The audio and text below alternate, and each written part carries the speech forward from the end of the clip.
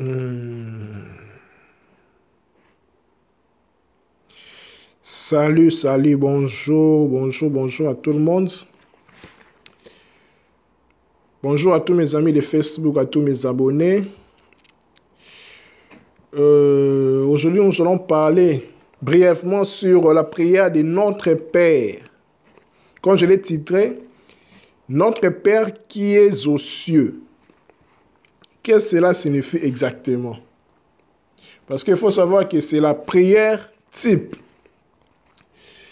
Pour ce qui concerne les chrétiens, en fait, c'est la prière phare, la prière standard. De là, tout découle, toutes les prières, en fait. Et ça vient, en fait, quand les disciples ont demandé à leur maître Jésus, donc maître Yoshua, de leur montrer comment prier, comme Jean-Baptiste a montré aussi à ses disciples. Je ne vais pas trop attarder pour décrire tout le contenu de cette prière, comme vous le savez, mais je vais plus, comme je l'ai titré, parler sur la phrase, le début de la phrase, « Notre Père qui est aux cieux ». Qu'est-ce que cela signifie exactement? Il faut savoir que quand on lit cette phrase, « Notre Père qui est aux cieux », même quand on prie, parfois, dans notre conscience, la plupart des gens ont comme tendance de parler, en fait, de s'adresser à un Dieu, bon, à un être qui est à l'extérieur à l'extérieur d'eux. Vous voyez, quand nous prions, nous disons notre Père qui est aux cieux. Nous pensons directement dans notre conscience, dans notre pensée, nous voyons directement les cieux qui est hors de nous, en fait, le ciel bleu, le nuage. Donc, la plupart des personnes, quand ils prient, ils adressent en fait cette prière à Dieu. Ils disent, notre Père qui est aux cieux. Ils pensent directement à quelque chose, à un lieu qui est à l'extérieur d'eux. Donc, une personne qui est aux cieux, qui est à l'extérieur d'eux. Mais il faut savoir que, quand on parle des cieux, Jésus-Christ, quand il montrait cette prière à ses disciples, hein, il dit, notre Père qui est aux cieux. Il a employé les cieux, c'est au pluriel. Vous voyez, ce n'est pas les ciels. Parce qu'il faut savoir qu'il y a plusieurs cieux. Bon, c'est la cosmogonie juive. Ils disent qu'il y a 7 cieux, bon, pour signifier la perfection, en fait. Mais il y a plusieurs cieux pour montrer l'infinité.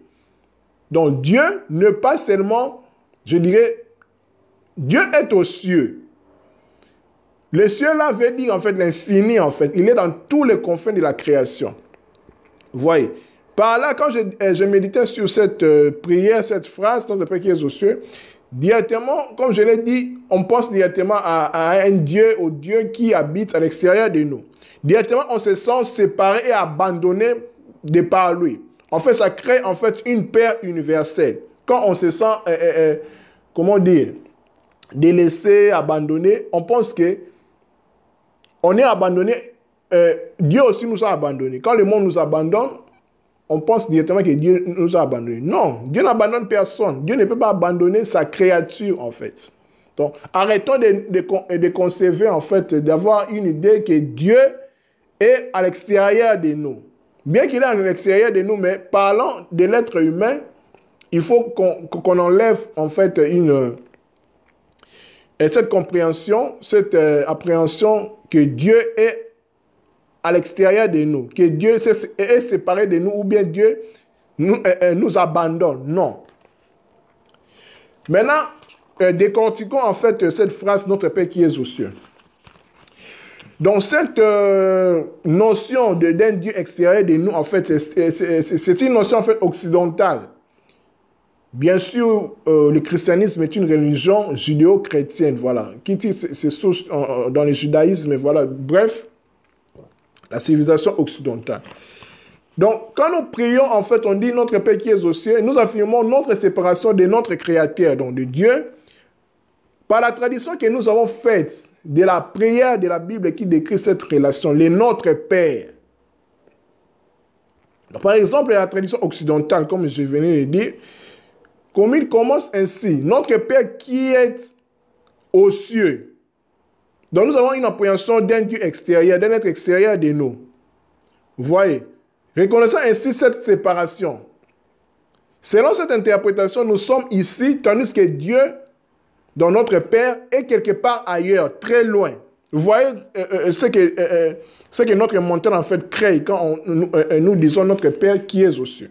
Or que c'est faux.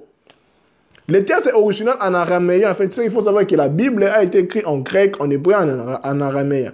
Le texte original qui explique en fait le notre Père qui est aux cieux offre cependant une vision différente de notre relation avec le Père céleste, de Dieu en fait. La tradition de cette même phrase s'énonce ainsi dans la tradition de notre Père qui est aux cieux. En araméen, il est dit « Ô radieux, tu brilles en nous, hors de nous, même l'obscurité brille. Quand nous nous souvenons, renforçant l'idée que le Créateur n'est pas séparé et distant de nous, donc plutôt la force créative de notre Père, donc de Dieu, quelle que soit la signification que nous lui donnons, n'est pas seulement avec nous, elle est nous et elle imprègne tout notre monde dans cette force-là qu'on appelle Dieu.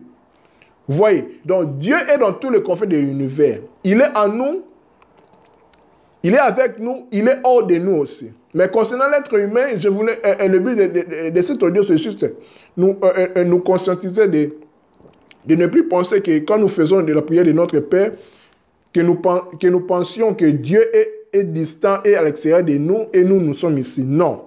Dieu est avec nous, Dieu est en nous. Il ne peut pas abandonner sa création. Il ne peut pas être séparé de sa création. C'est impossible.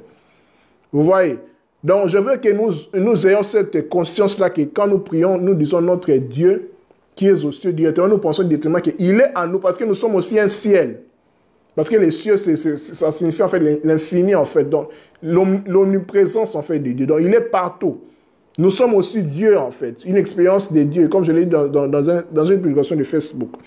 Voilà en fait ce que je voulais nous parler, nous conscientiser en fait sur la notion de notre Père qui est aux cieux. Je ne serai pas long.